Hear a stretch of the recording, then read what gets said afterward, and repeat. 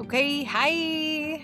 Hey, if you're new here, welcome to the FitZen project. And if you're not, you already know we don't play small around here. I'm Rachel, corporate project executive by day, yoga teacher and retreat host by passion, and a woman wildly committed to helping you stop outsourcing your power. This show is where structure meets soul, where we regulate the nervous system and scale the business, and where we stop pretending burnout is normal. Quick love to the humans and brands that brought this show, and I actually use all these in real life. Rage Create for bold, creative entrepreneurs, Lotus and Luna, Lifeform Yoga Mat, and Breathwork with Tabitha DeBruin. She is a game changer. Links are in the show notes. Support the ones that support this work. And all right, let's get it. Let's talk about today. Hey guys, welcome back. I'm so happy to get to be recording this episode. Actually, I don't even know what this episode is going to be like yet, which probably means it's exactly what it needs to be. So I'm just going to roll with it and go with it because it's been a while since I've raw dogged my episodes or podcasts, and then today's the day. Today is the day. So here we go. All right. So a couple of weeks ago, I married the love of my life. Yes, which I think most of you already knew. But before I get any eye rolls or anything about this is going to be a wedding episode, it's actually not. At least not really. I've been sitting with this since June 2nd, and honestly, June 2nd really almost has nothing to do with any of this. Like, June 2nd was the day that I got married, and, it was gorgeous. Obviously, flowers, dresses, vows, pictures, everything. Absolutely perfect in arrival. But really, where I'm going with all of this is, there were breakthroughs. There were big, massive breakthroughs that happened weeks leading me up to my wedding day. And I don't really realize, or I didn't really realize the depth of all of it until, I don't know, perhaps now, today, this many years old. I don't really know. I know it's been adding up, and I know I've been converting it in real life as to what's been going on through my email subscription. And the people that get to read my emails every week have seen this and firsthand. So you'll know where I'm going, but I'm tying it all together. But the breakthroughs happened like 6 weeks or so leading up to my wedding. And I genuinely believe that the wedding was simply the test to what had been going on, which I, I'm trying really hard to put all this into words. So let me just back up a few things. My identity before becoming a wife, I'm a project executive in corporate America, right? I was a single mom for a few years until I met Josh, and I'm a yoga teacher, right? I'm an entrepreneur and a podcast host. So I think you could say it's probably safe to say I've spent a lot of my life figuring things out, right? Making things happen, carrying things, other people's problems, my problems, solving problems, being super dependable. And oftentimes, I just want to tell you, as a high performer, talking to other high performers, we often confuse that worthiness means more effort, right? Like if it's important, you work harder, or if it's valuable, you sacrifice. If it's meaningful, you better earn it. If something bad happens to you, you deserved it. If something good happens to you, do you deserve it? You know? Right. That's been the theme of 2026, right? So, as a high performer, I've definitely fallen into all of those traps of worthiness is equal to effort, and important is work harder, and valuable you sacrifice, meaningful earn it, all those things, right? I am the walking, talking tombstone of all of it. And it hit really hard with all of that too, because that's an identity. And those are things that you shift, or once you realize that's your identity and you try to live without some of these, what is it called? Toxic positivity traits, then you have to learn a new identity and understand that the new identity is making space for more authentic you, a more authentic version of yourself. So let me just tell you how this went down for me. So in uh, schedule timeline, backing into how my wedding actually showed up on June 2nd, weeks, 90 days before that. Let me just go there. 90 days before, I was invited to go to the British Virgin Islands with my job. About uh, 30 days before that, I was invited to teach at the Kentucky Yoga Festival. And as you all know, I do that as often as I possibly can. That is like my thing. I love the Kentucky Yoga Festival so much. And this year was no exception. So the cool thing is I'd already accepted my teaching spot for the Kentucky Yoga Festival in January.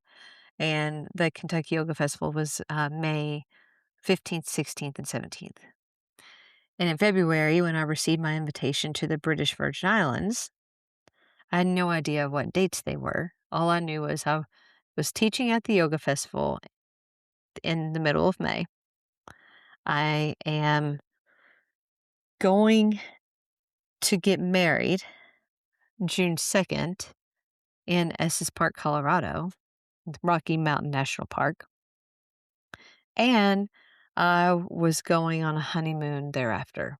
That's what I knew to be a fact when I got invited to the British Virgin Islands. So, what also I knew to be a fact, but didn't really take into any consideration at all, was that my son was going to have his preschool graduation.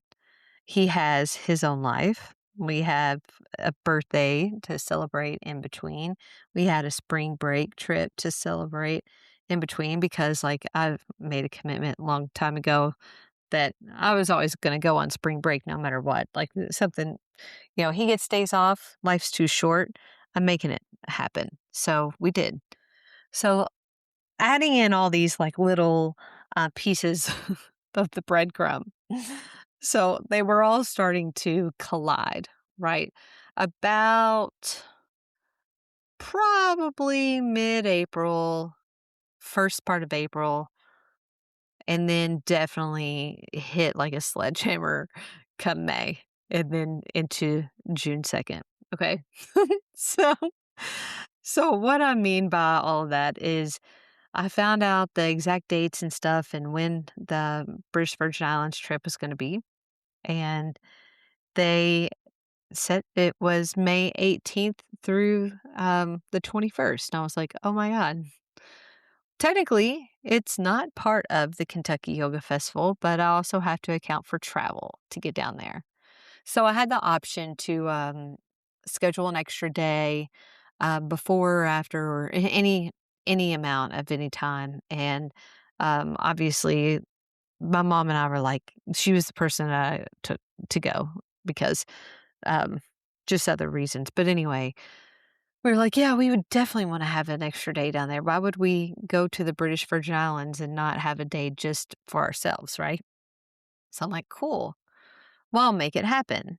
So, in the midst of planning for the Kentucky Yoga Festival, my son's graduation, our spring break trip, and wedding preparations that seem to never stop, I am also thinking that I'm adding on an extra day to the British Virgin Islands trip. And because, you know, that's super valuable to me and meaningful to me.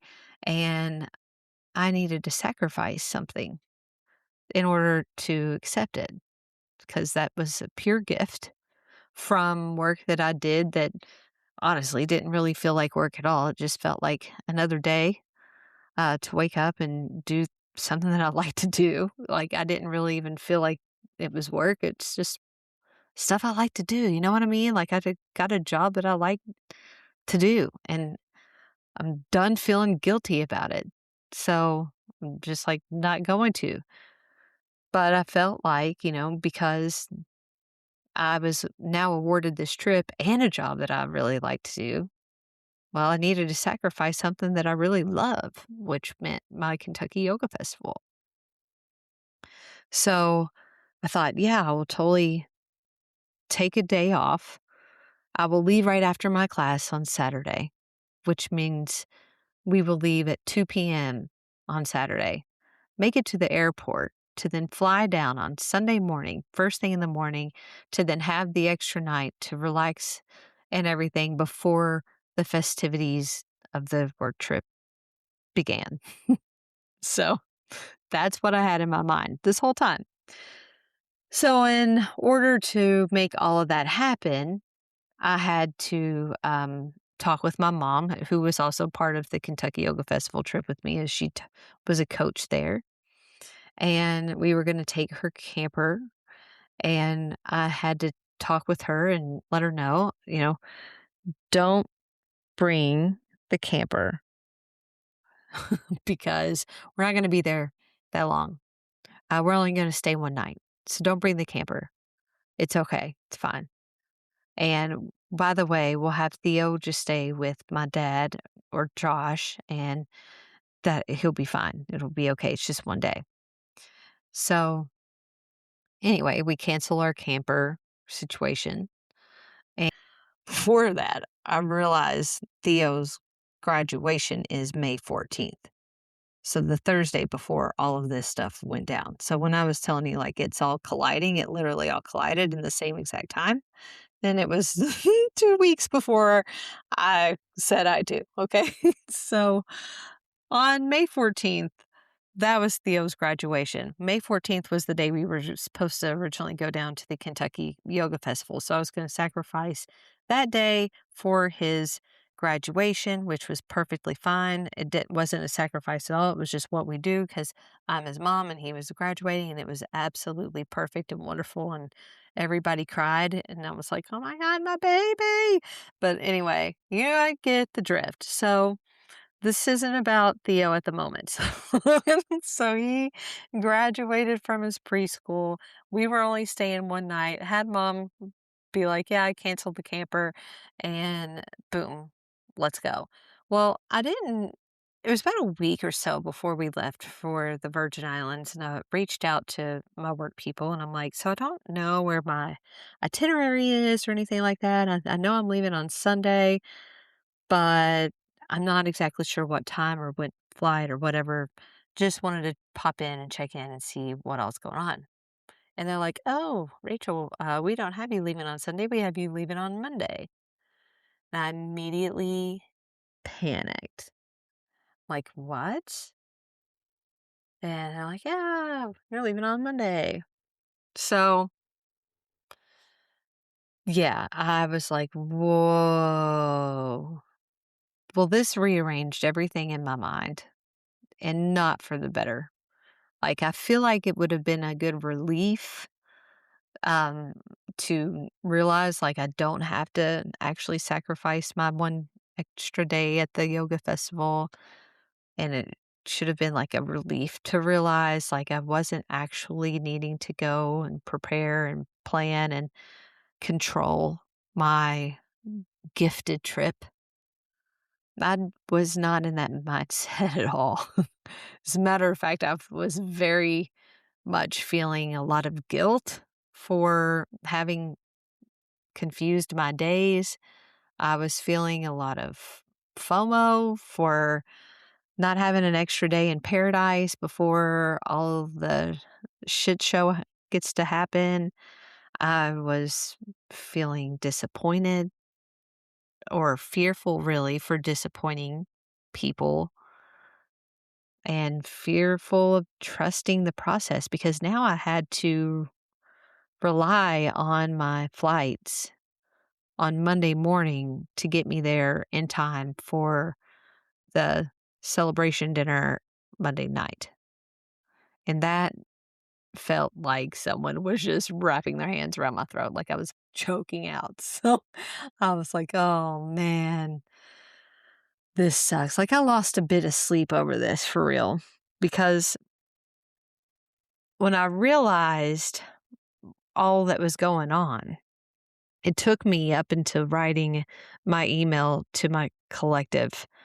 When I realized what all was going on, it wasn't that I was truly struggling with the scheduling part. I think I was really struggling with the receiving piece of it all. And I'll tell you, because receiving, that requires a whole different type of identity outside of the one that I shared already that I have. And I mean that in its full form, like to be able to receive, right? Like you have to truly trust and surrender, and um, you have to allow the present moment without the need to control it. And honestly, that's so much harder than the hustle, you know? That's so much harder than the hustle. Like I was being asked to receive a gift of a beautiful trip instead of manufacturing the outcome, you know? So I had to sit with this for a minute. Like, my son's graduating on the 14th. The 15th, 16th, and 17th were still fully available for the Kentucky Yoga Festival. Still had off work all of those days.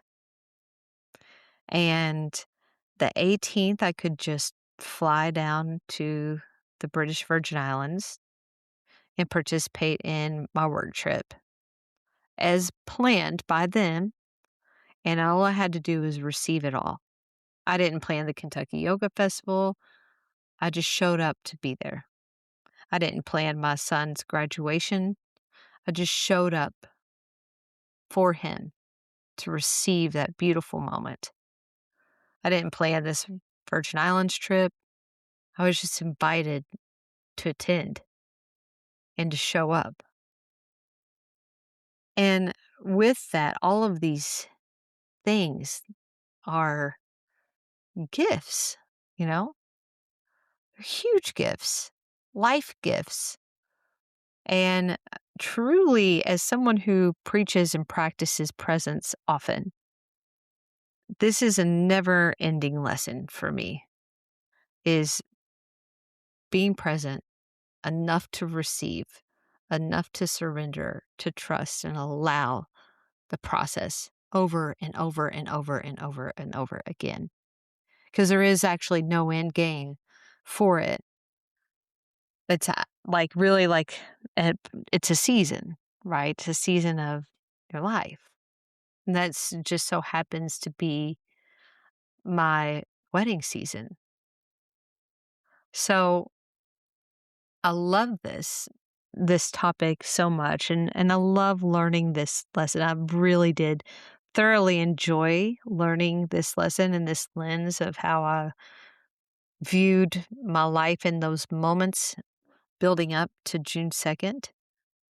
Because even coming back, for example, from the British Virgin Islands, the next we had such a time with our flight coming home that we didn't actually get home until um, Friday, Friday afternoon. And then Monday was Memorial Day. And then I only had to work 3 days to then be gone for my wedding adventure. And those 3 days of work were extremely hard. coming off of a pretty big, what I would consider vacation, and then moving into another pretty big vacation. It was like one after one after one. So being asked to receive that gift instead of manufacture the outcome is a big deal when you're talking to a lifelong fixer. That's me. Or someone who has to control the timelines, which is me. Like the activities of the house, which is me, like all day, every day. So when I was forced to receive and I realized what a gift it was, I made it my mission moving into my wedding week that's where my mind was going to be 100% all the time. And this is where the true bliss of the magic happened. And I can't really put it into so many words because a lot of it doesn't even sound believable. I'm telling you, it was so real and so true and so freaking magical that it's hard even for me to fully fathom and believe that this is my story. So, when we get to Estes Park and we're in our cabin and the families are all staggering in at different times, it allowed us to have those one-on-one moments with the families that came, which was wonderful. Oh, so wonderful. And it was a great segue and build up into June 2nd. And some of my favorite moments was just the early morning hot tub and watching how the day begins. And my son would get up early with me and we'd sit in the hot tub together. I would have coffee in the hot tub because it was also like 60 degrees outside because we're up in the mountains. And it was just truly phenomenal. And then on the wedding day, like, I kid you not, we're driving in, me and my dad, aside from the moments of making eye contact with my parents and putting on this beautiful, magical dress and feeling like a star seed, a star soul, like I felt like $1,000,000. And aside from seeing my mom and dad for the first time, feeling like I felt and having that total energetic overflow, driving into the scene into Beaver Beaver Meadows, Beaver Creek Meadows is where we got married in Rocky Mountain National Park. There was a golden eagle that flew over my dad's truck, like just soaring with us as we were driving in. And then when we parked, I got out and I could hear a tree owl. And I'm like, wow, this is magical. And then in the pasture behind where we were actually saying I do, there was a whole herd of elk just laying and grazing in the grasslands. And the magpie birds were all out in the area where I was actually walking down, and there were two of them. They're black and white, which was like yin and yang, and they were like mating and having fun and doing whatever, just playing around the whole entire time, like in the scene. And then as we arrived up to Josh, there was a grasshopper on his shoulder. Like, what is this life right now? Like, there's a grasshopper on his shoulder, which to me, I mean, if you know me, you know that this means everything in the world to me, right? And it was just so damn magical. And then after we said I do and we were about to take our pictures and stuff, we got the lightest kiss of a sprinkle of rain, and then it ended. And I mean like maybe 5 minutes. And it was nothing but a divine gift, and I'm sure of it. For as tall as I am and as much as I say that was the most divine gift, and that's what I was meant to learn how to receive. And then as we were leaving, it gets even better. There was this family of turkeys that were walking down and almost like they were escorting us out. Like there were like 10 turkeys and these big, huge gobble things. You know what I mean? Like they had some big old gobblers on their neck and some big old feathers totally spread up wide. I mean, it was just so freaking cool. And I'm like, "Uncle Mitch, do you see those turkeys?" You know, like, 'cause he would freaking know. He's a turkey hunter from way back. But anyway, it was a total Snow White story. But the point the point is I was finally present enough to notice it all. And I wasn't in control mode because I do believe had I been, I would have missed every single bit of it. And that was way far too magical to sacrifice. And honestly, how disappointed would I have been if I didn't get all of it? Because I wanted all of it. I was there for the full entire moment, all of it. And I didn't want to miss a second. And it was even cool because even at the reception where the food was absolutely divine, it was even amazing there because there were black-tailed deer in the yard at the reception that we were at, and when we walked outside, there was just, like, the fattest bunny just, like, hanging out and playing with us in our pictures. It was just bizarre. Like, it was like the earth just kept on giving, and there were so many signs that just validated marrying Josh, being in this whole entire season, and accepting it with my full entire self. And when people would ask me, like, "Are you excited for the wedding? Are you being excited for the big day?" When we were out in Colorado, I was like, I'm just really happy to have this exact moment. The wedding is going to be what the wedding will be. But this moment is the here and the now. Like, it doesn't get any better than this. And honestly, it didn't. So, want to think about this for a minute, right? Like, it's such a big concept. It's a small concept, but a big concept to apply, especially if you are like me, like a recovering toxic positive person, right? Just made that word up title, but just add it to my list of identities. But like, how many things are we asking for here? Like for real, for real. Like, are we asking for love and success and opportunity? You know, like that.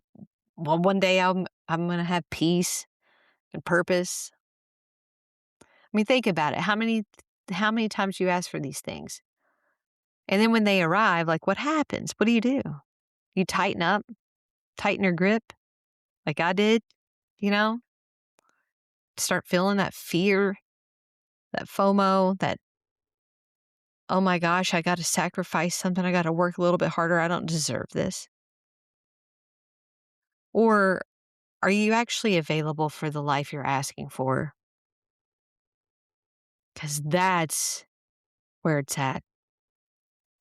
Because wanting something and receiving something, they're two totally, completely different skills.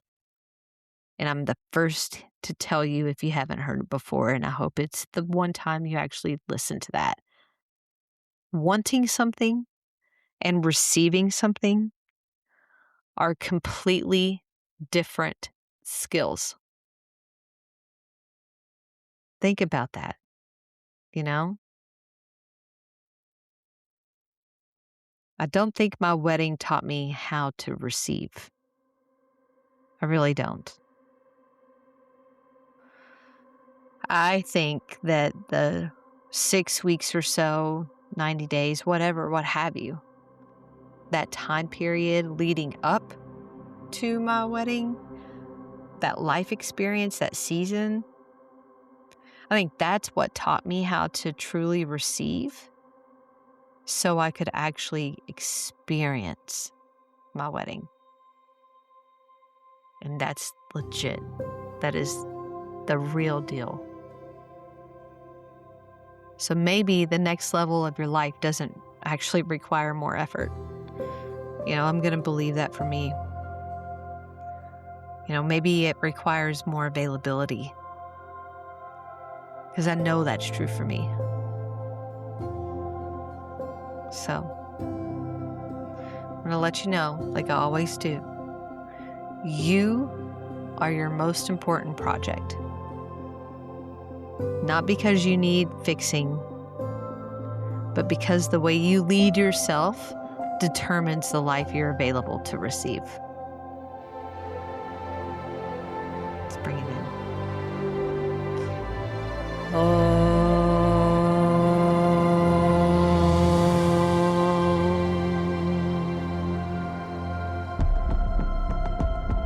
Have the best week, guys. Thank you.